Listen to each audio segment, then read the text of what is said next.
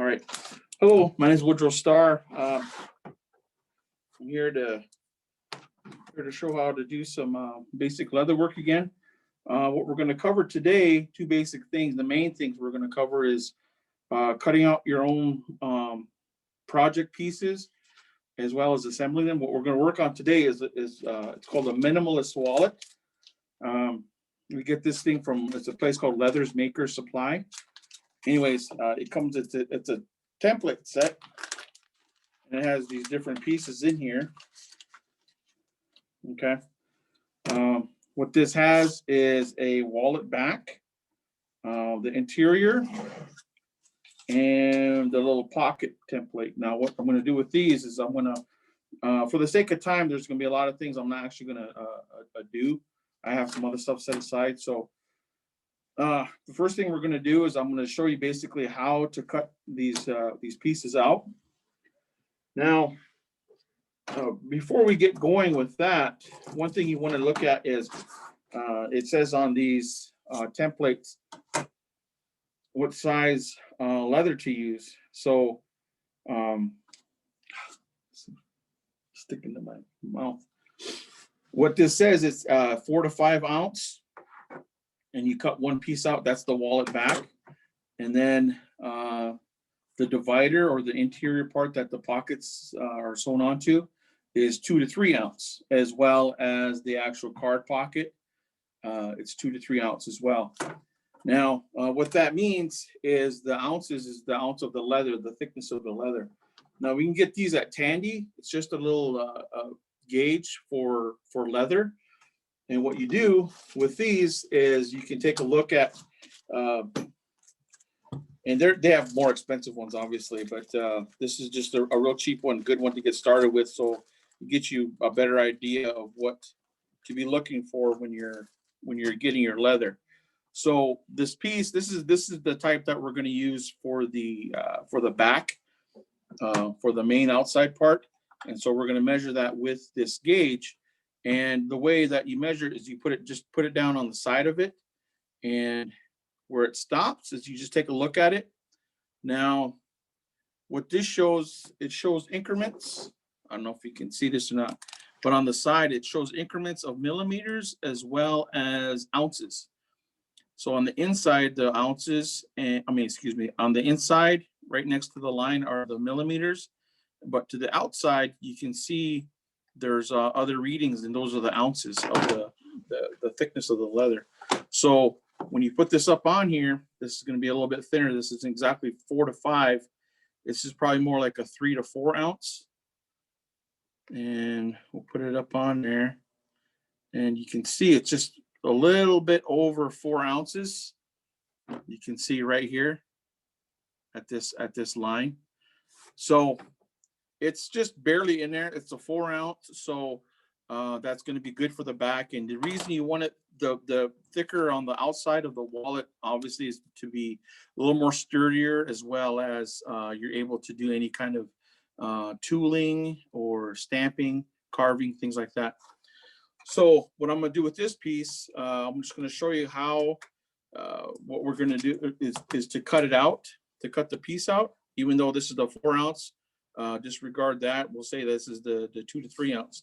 So we take the template, and when you have a big enough piece of leather, what you do is with this part, you're going to cut one side out, and then you'll flip it over, and then you'll cut the other side out. So what you'll have on the back of the thing is that on the interior of the wallet, you'll have one pocket like this, as well as one pocket like this.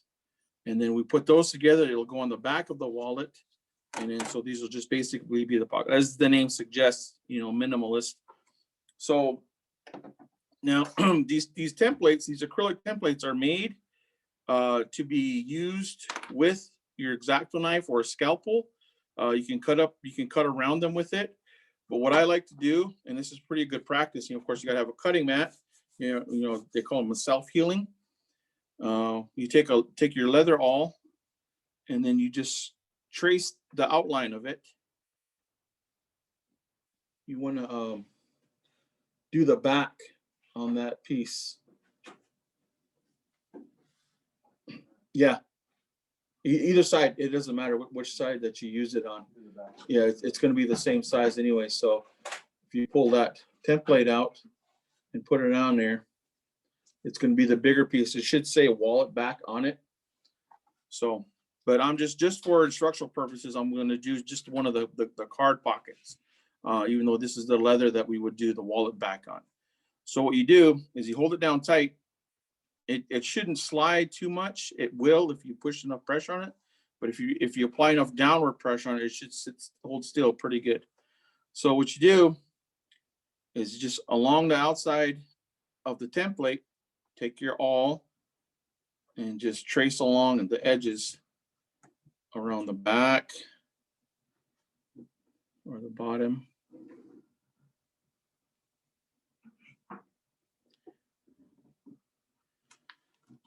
And around each side, this one always has 5 sides, so you want to be careful, because especially if you're trying to conserve leather, you know, go off the side and you want to scratch your leather. So try to stay as close as to the template as you can without scratching it going off the side. So when then you take it off, and then what you'll see is you got a nice little line of the pocket there. Now what you do is you take your X-Acto knife as well as a ruler. Now this ruler here doesn't have a cork back or any kind of rubber on it. And as you can see, when you put it on your leather, it likes to slide. So what I like to use is a cork back ruler. Got mine somewhere. As you see, it's got the cork back on it, and you put it on the leather and you apply pressure on it, it doesn't slide. So what you do here, after you got it traced into your leather, you just, you know, they're all straight edges. So what you do is you just line up right on where you scribed with the awl, and then just cut down the side with your this is your X-Acto knife or craft knife they call it, or you can use a scalpel. They sell those as well. If you look up some of the videos on that sheet I gave Jennifer, that you'll see some guys using a scalpel, which isn't too uncommon. So what we do, then we just, you don't have to apply too much downward pressure. I mean, enough to just like where you're going to cut the leather. But what you want to do is go back over the same line again, and just, you can just keep going over the same spot. And if your blade's sharp enough, you'll see that, you know, it'll cut it.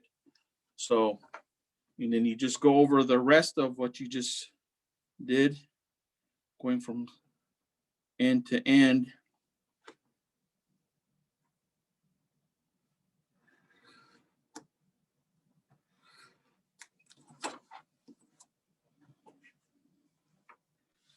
And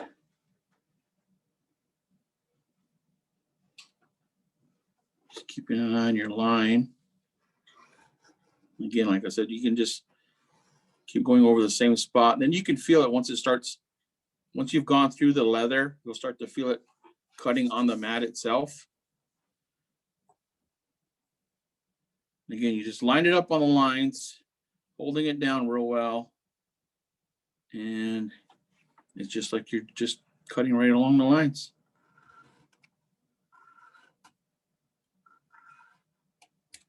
Okay. Then one more cut here.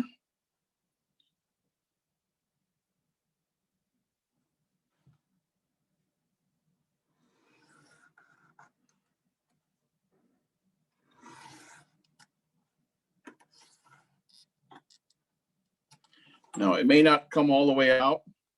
What you might have to do is just kind of cut inside.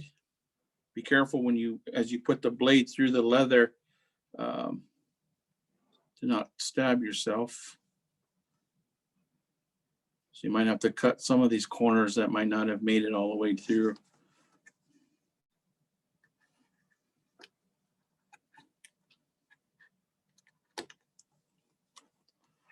Okay, you can see over here, you just Finish those corner cuts.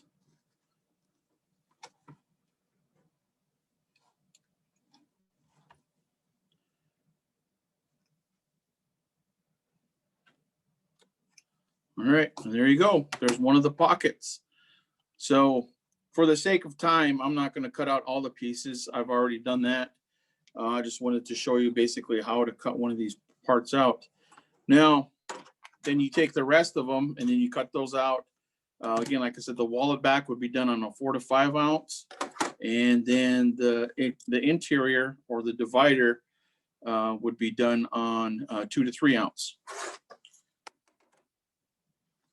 So once we have that done, and then what you're going to want to do is this will be like the wallet back. This is the thicker part. Now would be the time to do any kind of a design or decorating that you want to do with basket stamp or any kind of carving, floral stamp. So what you do is you get your blue painter's tape. And I ordered you some new pen. Okay. And then you just put this over the back. You want to cover the whole surface.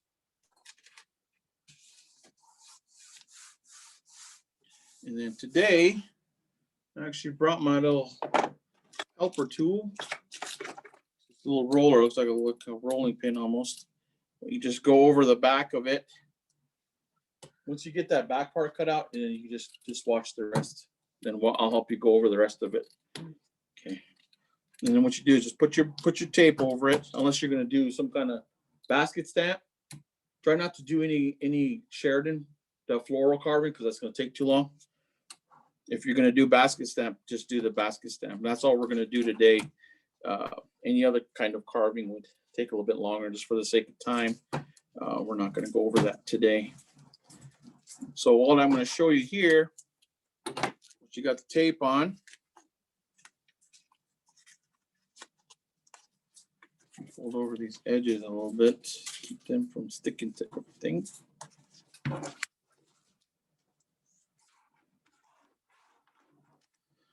Okay, again, as I explained in the previous classes where we did this, the reason I use blue painter's tape is to help maintain the shape and the form of the leather that we're going to stamp on.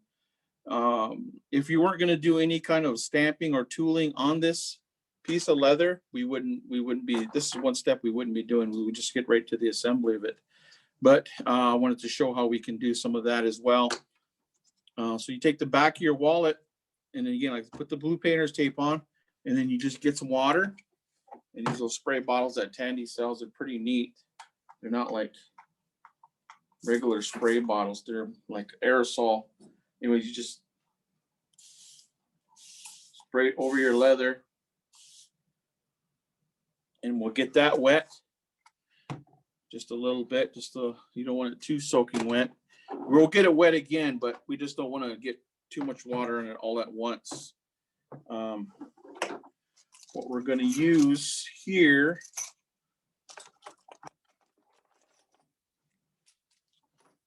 is we're just going to let that dry for a minute. Again, like I said, you don't want to get it too wet on there.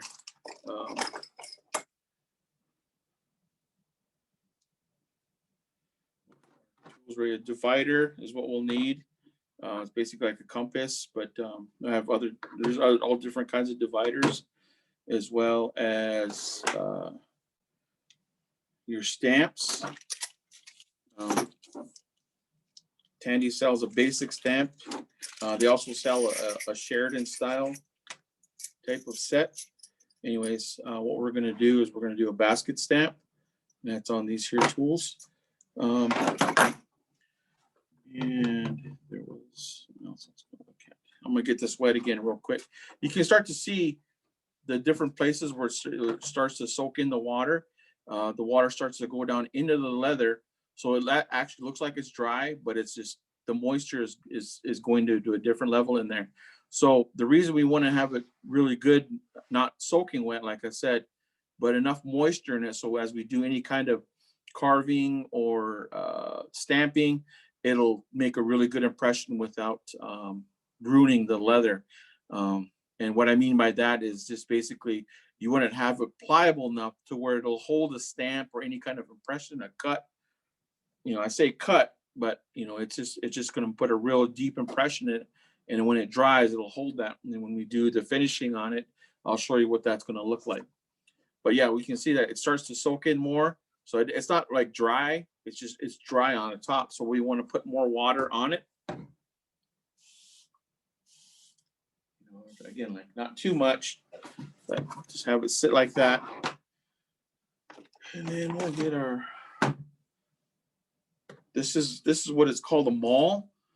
They have mallets as well. They look like hammers, but the mauls are round. They also have them tapered, and as well as the mallets themselves. There's a tapered mallet. It looks a little weird, but I've never used one. I've used these round mauls as well as a tapered maul, and they both work pretty good. So, all right, so we got that. It's pretty well wet, just depending on the thickness of the leather. This ain't all the way to a 5 ounce, so we're not going to get it too wet. What we're going to do though is I'll use the mat again just so it's a little more smoother than this surface. I'm going to take the divider and set it at about, I don't know, maybe not quite a quarter, right between a quarter and an eighth, I guess I'll say. Be like 3/16 maybe. Okay. But you want it to be just a little less than a quarter, maybe. Actually, if you want to set it at a quarter, and I'll explain that here in a little bit. So if you set that about a quarter, again, it'd be good if I knew how to use my divider. Okay. So what we do is we're going to scribe a line that goes all the way around. It'll be basically the border for the decorating that we're going to do. So you just start from one corner and go to the other.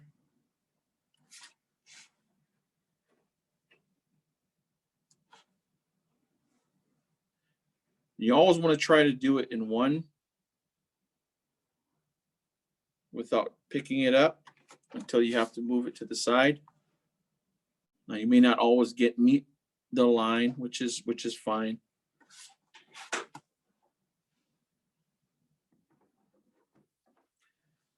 We're going to scribe this little line all the way around. Again, this will be your border. And what we're going to do now that I put the impression of that little line in there, what you'll do is you'll take what's called a swivel knife. This is my own. This is a personal one. It's a Barry King. It's a 1/4-inch barrel. It's what I use at home. But Tandy also sells them. They have these they're a little stouter. You want to make sure that your blade is sharp. And a good practice is always to sharpen it before and after when you use it. I'll guarantee that's always going to be sharp. And the way to sharpen it is you take a piece of leather. What I like to do is just to take the rough side up or the flesh side, and then they sell this. It's called polishing compound or jeweler's rouge. I don't think this one's open. And what you do is you take it out of the container, and then you just rub it on the top. And you can see it start to come off onto the leather on the rough side of the leather. And you take, this is what you basically use for all of your cutting instruments. So you take your swivel knife, and as you notice, there's a sort of a flat angle here. And what you do is you want to put that level with the surface, flat on the surface of the polishing compound here. And you could put your finger on it or somewhere, but you want to keep a little bit of pressure on there and just run it across. And you do that like about 5 to 10 times.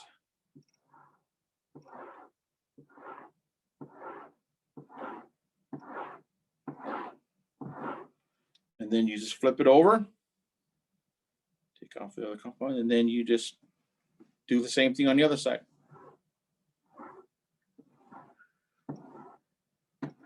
Now, you'll see a lot of different, the way a lot of people do, there's different ways they tell you to do it. One of the things I like to do, I guess to avoid, is as you're pulling it across, you put it flat down on it and you pull it straight back. And then you lift it up. What I tend to avoid doing is pulling it and then doing this little round action like that, because basically that's what it'll do. It'll start to round that tip, and then your cutting won't be as well.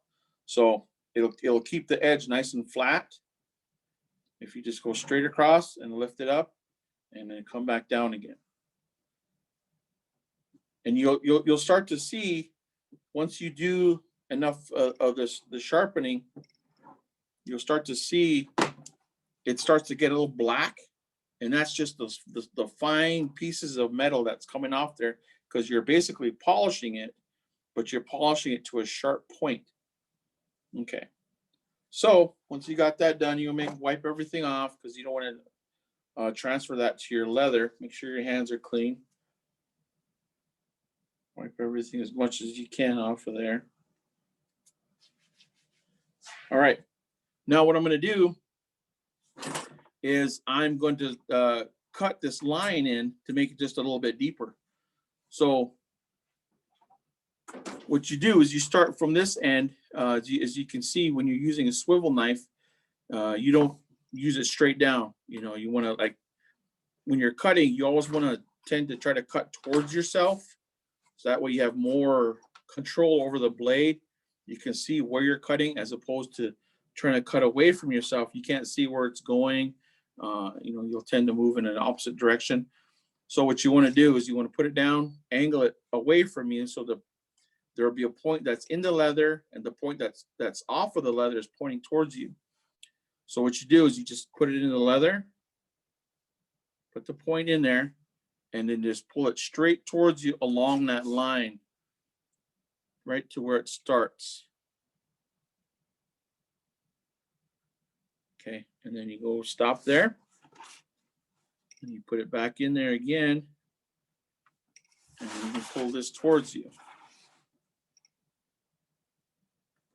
Once again, and it's not going to be perfect every time. I would take some extra scrap leather and practice cutting a straight line. You just, again, pull it towards you. You know, it's not a race, so you don't have to go too fast. If you start going too fast, then that's when it starts going off in crazy directions. Then you're cutting that line. Now you want to make sure you don't apply too much pressure where you're going to cut through the leather. So just enough to put a nice deep gouge or line in the leather, and then go the other way. You can look to the side, and then we'll finish this last line here.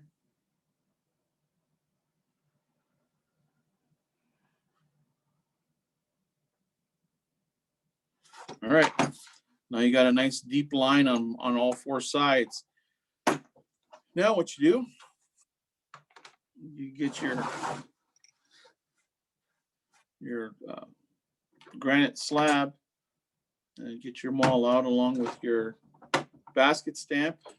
Now what you're going to want to do, now what I do for a basket stamp is to just basically just to scratch in just a small guideline at an angle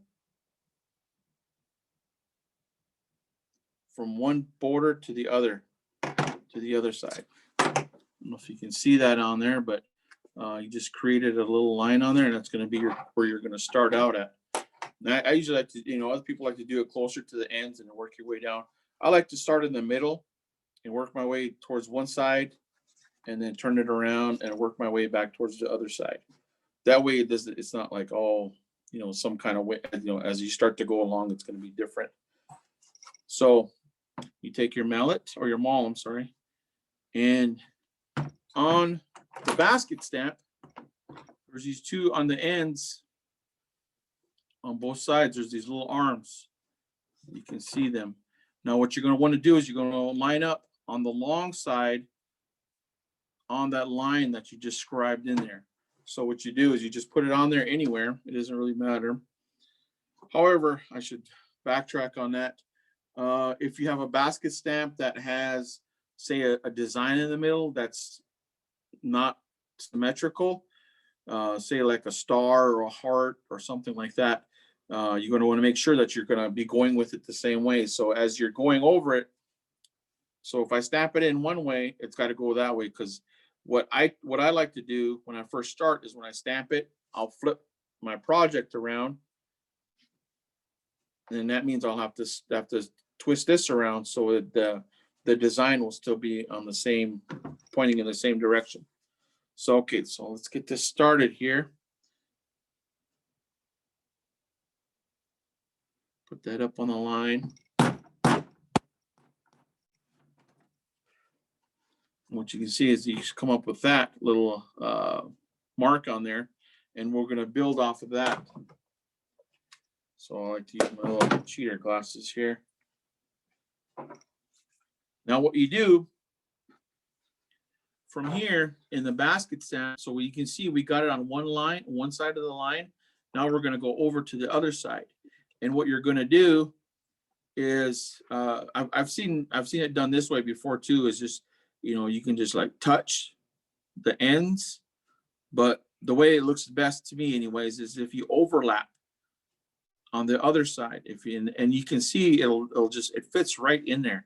If you put it in that groove, it fits right in there, and then the other side will line up on that line as well. So let me put that on there and I'll show you what I mean. So overlap that one little arm on there.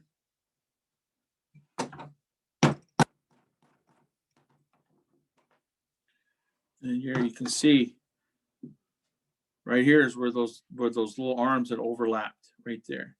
And then what you do, or what I do then, is I go back to the other side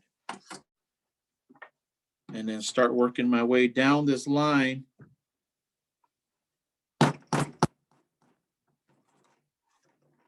You see, I start to go back and forth. Okay, flip it around. And again, like I said, if they had some kind of asymmetrical design in here, you want to make sure that you're rotating it properly so it's always going to face the same way. But here we don't have to worry about that with this basket stamp from Tandy. Okay, I'm going to finish one line here, actually.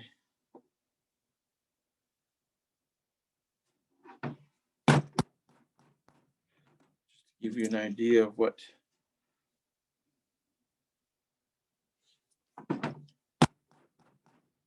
it's going to look like when we start out. Go all the way to the end right away. Actually, I'm going to do one end.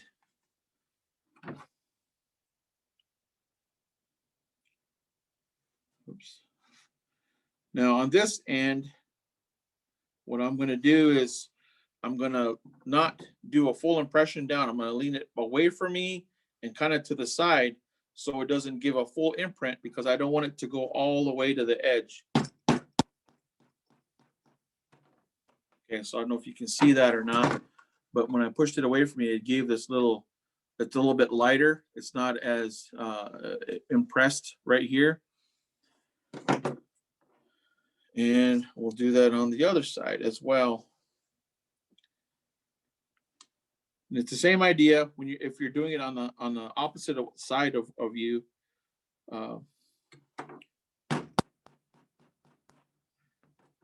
Just to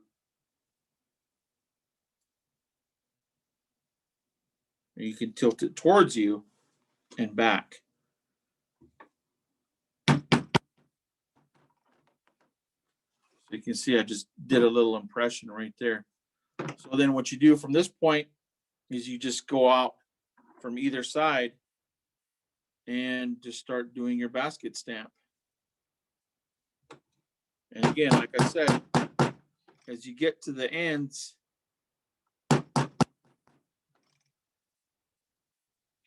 or the sides, your design, you're just going to lean it back or lean it away or lean it to the side. And that'll give that little, because what you don't want to do is you want to go over the side of this. Okay. That was a little bit better right there. You can see right here, it didn't give a full impression on the side because I kind of leaned it back, leaned it away from the edge. Basically, that's what you want to lean it away from the edge in either direction, either towards the, rock it on its side or rock it back just a little bit. So where it doesn't, when you hit it, it doesn't go into the leather. All right. So, and then once you get to that point, once you get the whole thing covered, then you're going to do what's called a border stamp. Now, what comes with the actual set is a camouflage stamp, and it's just this little half moon looking thing with lines coming out of it. But I also have, I brought my own, I think.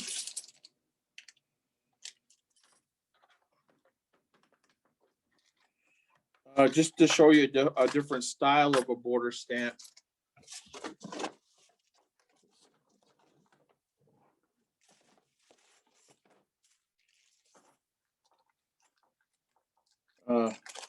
Of the different border design you can put on them.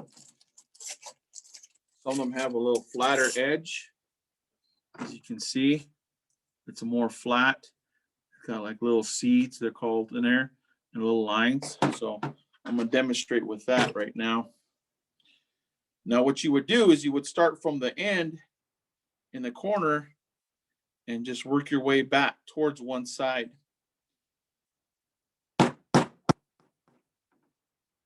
Now you can see my leather starting to dry out. It starts to not leave such a good impression on there, but you can see that's a little bit different on there. I'll show you what the other one would look like.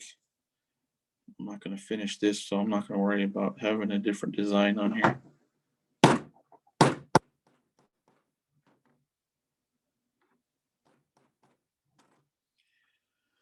You can see what that one that is called the camouflage stamp, what that looks like. And then you would just go along the border around all the way, as the name suggests, goes all the way around the border. And what the camouflage stamp, what I like it to do is to cover up these little edges where I got too close. And that covers up any mistakes that I might have made.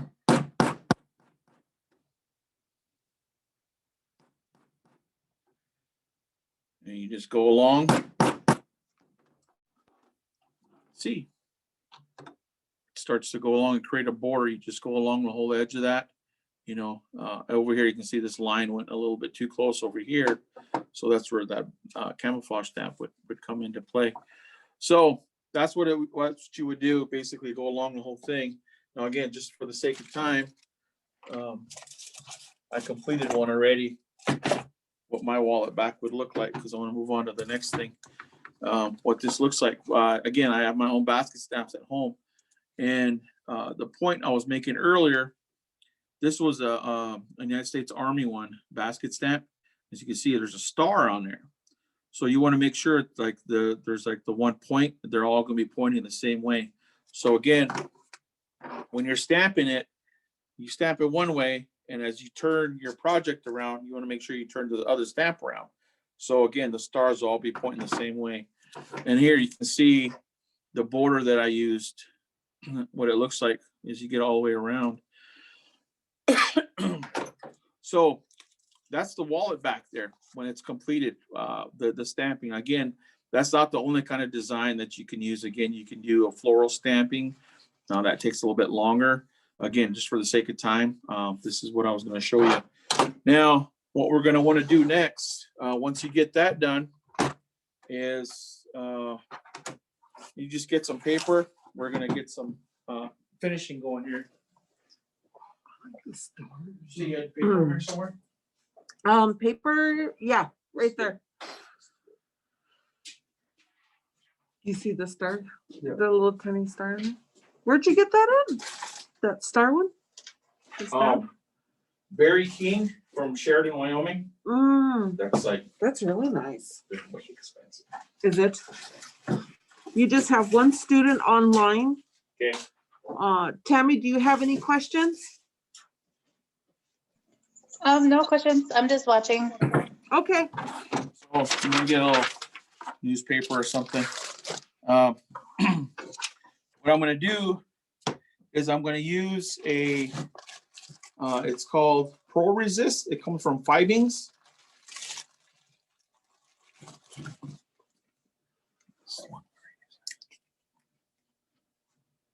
Yeah. This will maximize contrast for antiquing and staining. What you do is you put it on her. You can also put it on her after you've got everything done to give it a kind of like a gloss, and it helps protect it as well.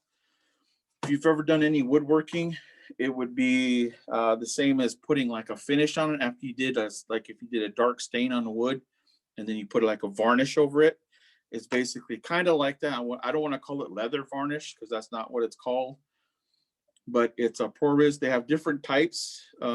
There's others, like just a whole variety of them. I like to use this Pro Resist. Tandy makes them as well. They're called Super Sheen. So what you do, oh, and I have no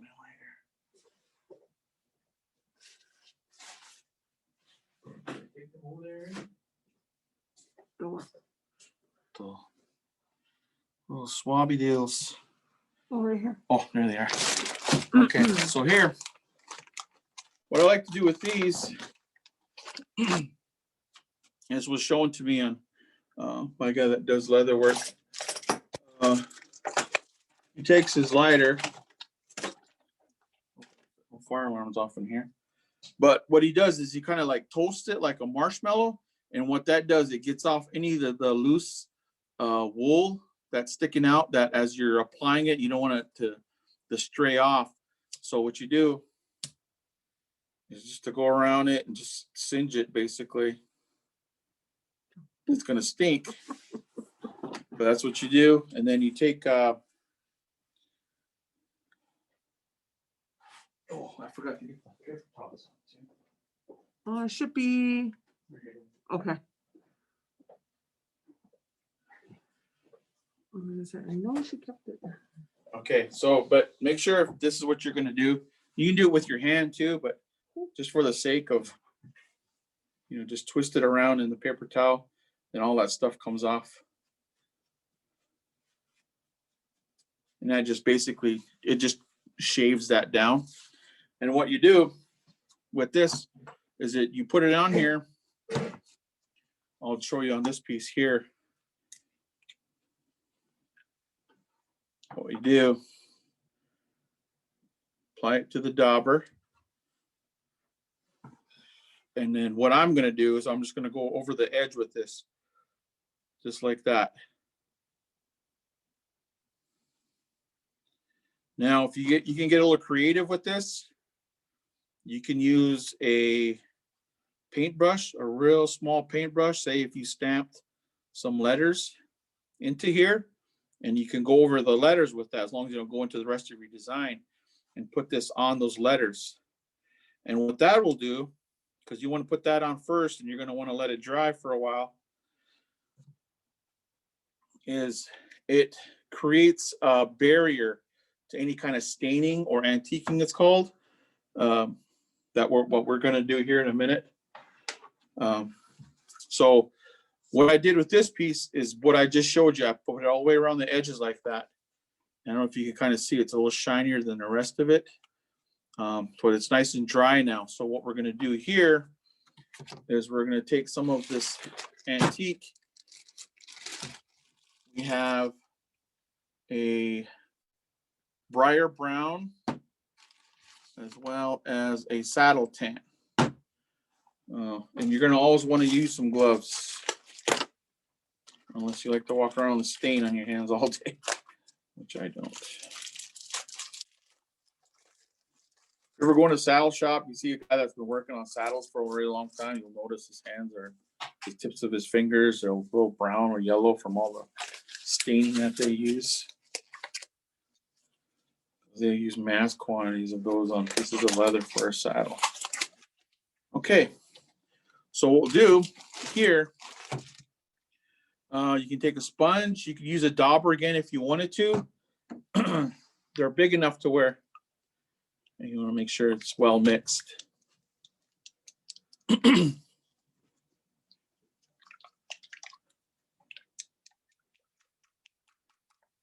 And I'll show you the different kinds of designs and stuff you can do with the Pro Resist as well. Now, then what you do is you just put it on here, and you want to make sure you have some paper towels ready here, because you're going to want to wipe this off right away. And the reason for that is like the more time it sits under, the darker it'll get. So what you do is you put on the antique.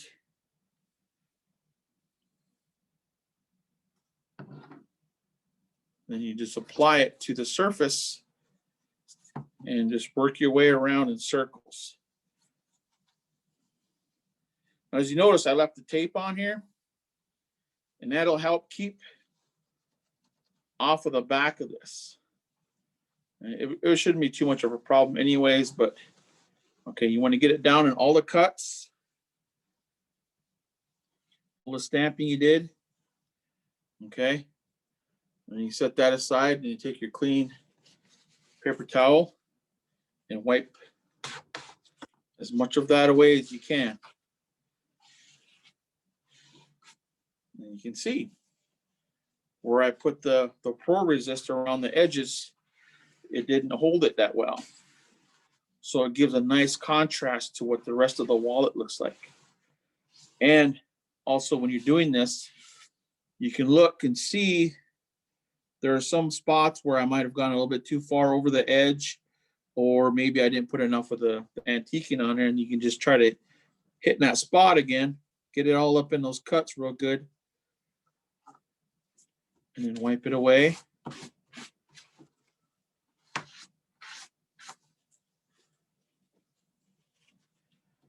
There you go.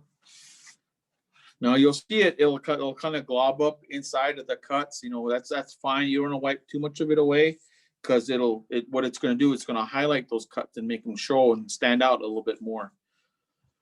So once we got that done, you can see right there, it starts to look a little bit, you can start to see the definition of everything. As you can see, I got it on the back. So just to prevent making a bigger mess, we'll wipe that off as well. And then, I mean, we're going to throw this away, but I just want to keep from it making a mess, because I'll set it down again somewhere else. So there you go. So once you have that all, what are we looking at for time? Got about 10 minutes. Okay, so what we're going to do now, once we have that put together, I mean, not put together, but once we got that stained, and you're going to want to let it dry for a little while, what we're going to do is you can take your gloves off here. And again, you let that sit for a while.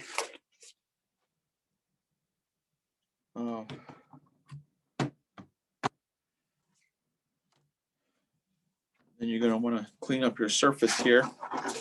You don't want it getting on your finished project again.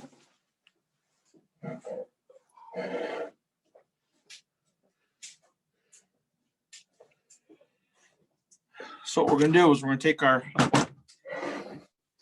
little cutting mat here, not our cutting mat, I'm sorry. It's called a Pondo board.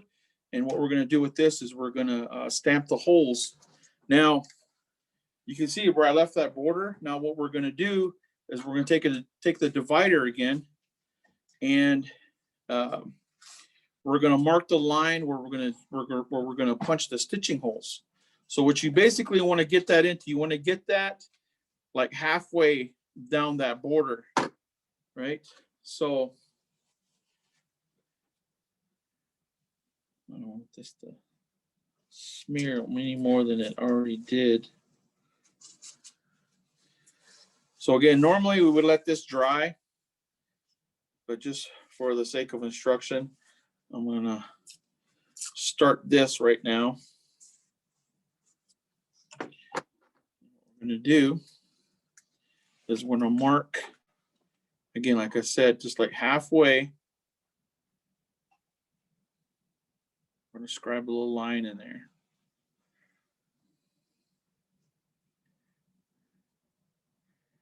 You may not see it, which is fine on the camera, but as long as you can see it yourself.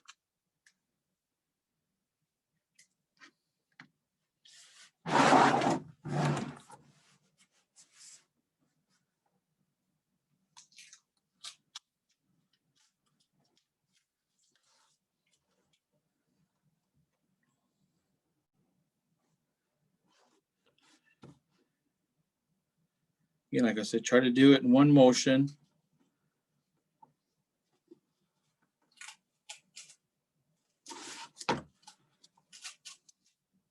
Again, this is just a guideline, so I'm not going to worry too much about it.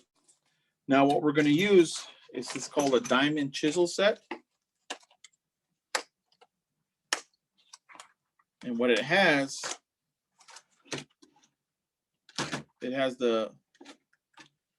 the handle, and it has different sizes of widths of holes that you want to do. So the one that we're going to want to use is, I think it's this one.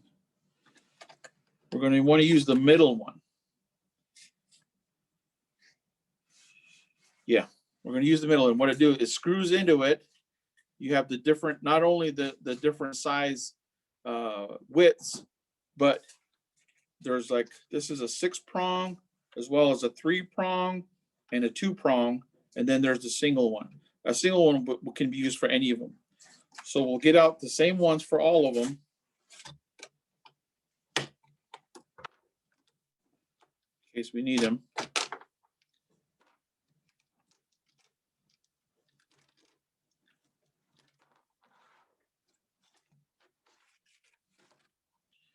And you got the, should be on there pretty tight. And what we're going to do is we're going to use, I don't like to use the maul that I have here. I like to use a little bit heavier one.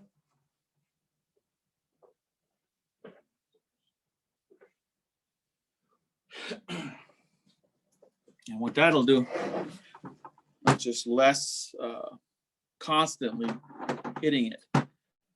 So what we do is line it up right in the corner, starting on one side, and just putting it in that line that you just scribed in there. Hold it real solid, and then give it a good couple whacks till it goes through.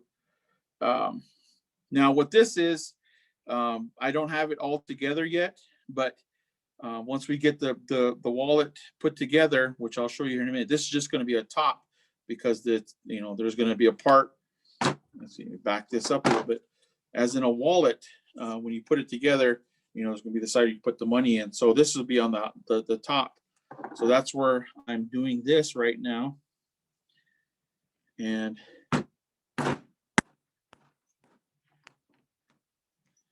what you want to do is, once you got it in there, you can see it'll stay in there. I like to use another piece of thicker leather. I have scrap leather at home that I use that I'll put underneath this as well, but just to save the edges. Now what you want to do, you don't want to wiggle it to the side. When you pull the chisel out, you want to rock it back and forth the lengthways, like towards you and then away from you, and pull it up. You can actually pull it off of the, say if this was leather, you can pull it up off there and it'll still have the piece on it. Put it down in a different spot and push down along the sides of the chisel. Push the leather down. It may not come all the way off. Then you hold it down. Again, like I said, you rock it towards you and away from you, and it comes off. Now this is my own. So I've used beeswax on this. You just take a piece of beeswax and rub it alongside of it, and that helps it to come out of the leather a little bit easier. And plus the beeswax, you can just wipe away. Now what you're going to do, now you're going to just go along. You put the prong in the last hole that you punched, and then line up the rest of it along that line, and same thing. Again, it goes into the leather, push it down, and just rock towards you and back. And then you'll create this line. Now what you'll do as you start going along, you know, then once you're done with this top, then you can do the stitching part of it. Now I just have a little bit of a just a demonstration piece of what kind of lacing that we're going to do.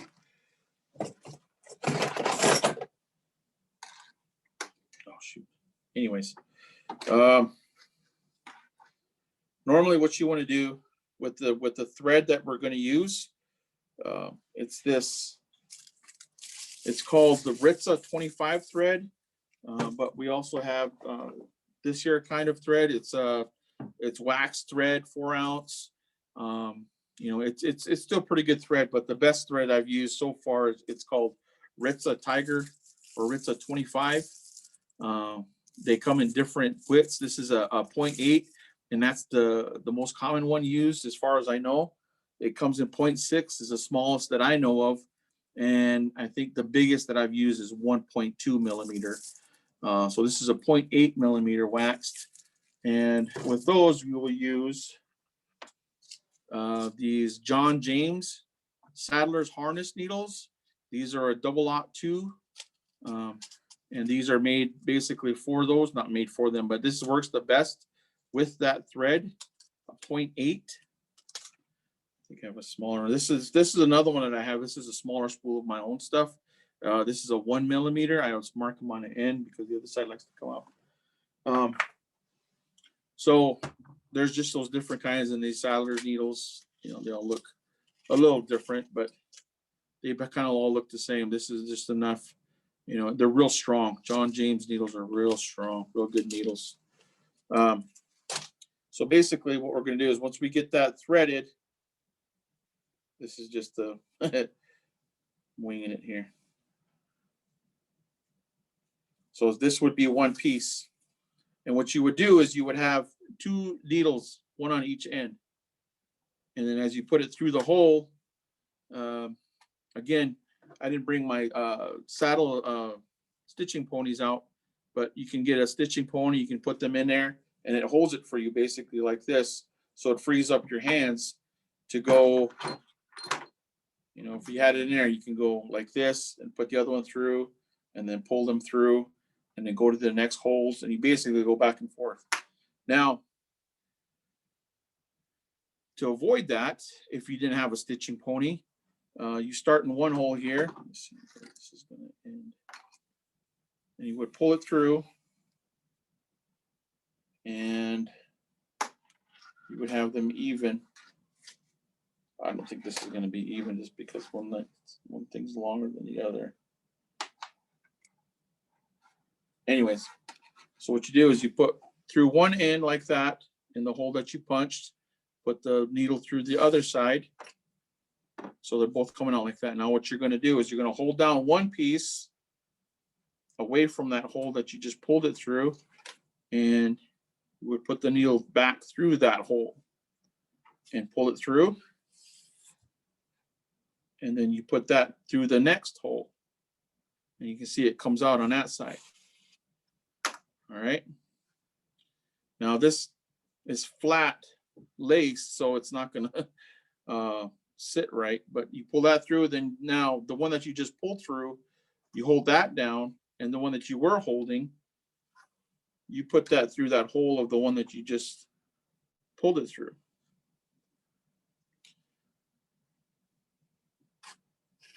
Okay. And then once you do that, then you put it back through the next hole coming up. Okay. So as you can see, it starts to give a little bit of this stitched, like a saddle stitched look. And it kind of goes like a little bit of an angle some. And then you just keep doing that all the way around for your stitches. Now, I don't think I have a finished one, but basically that's what we're going to do. Again, like I said, I cut out all the other pieces before, and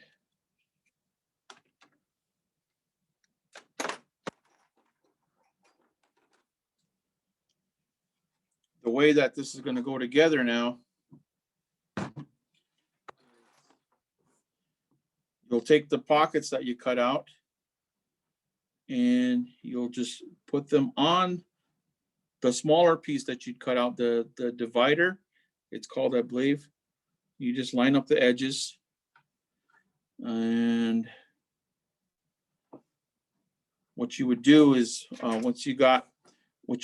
you would glue these pockets on there just along the edges. Now, the way that you want to do it is obviously there's just the three sides that you're going to glue it on.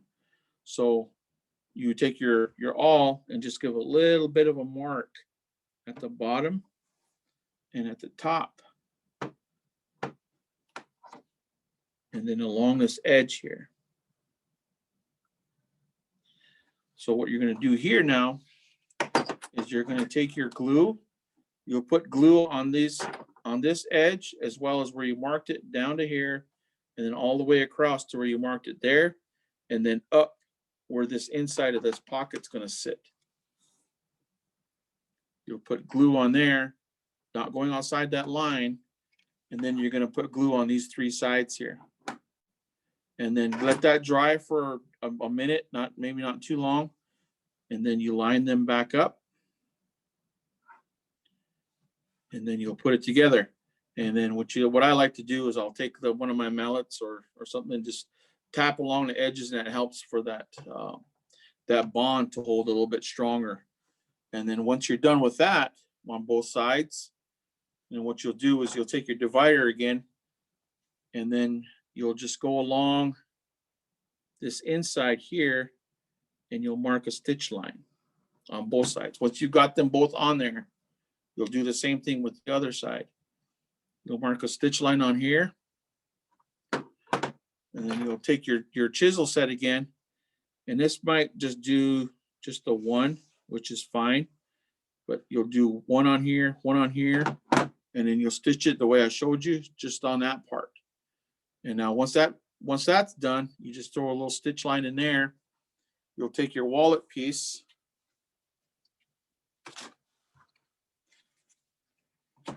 and then you'll just put it on the back of it.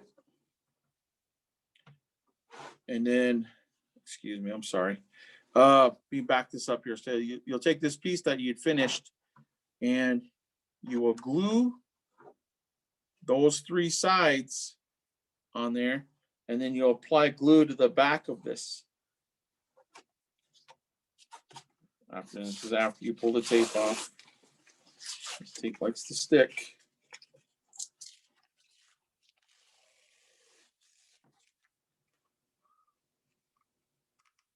Anyways, so you'll apply glue to those three sides as well. As you remember, where I was doing that stitch line, you want to do it on the opposite side. So this is the stitch line that we would have stitched. You flip it over, and it'll be on the bottom, down this bottom part. And then what you'll do, then once you get that glue on there, and with these all together, you'll put that together on there, tap it together. And then what you'll start to see, this is actually another back, so it's the wrong size, but the inside is a little smaller than the outside. Let's see if I can pull this off in one piece.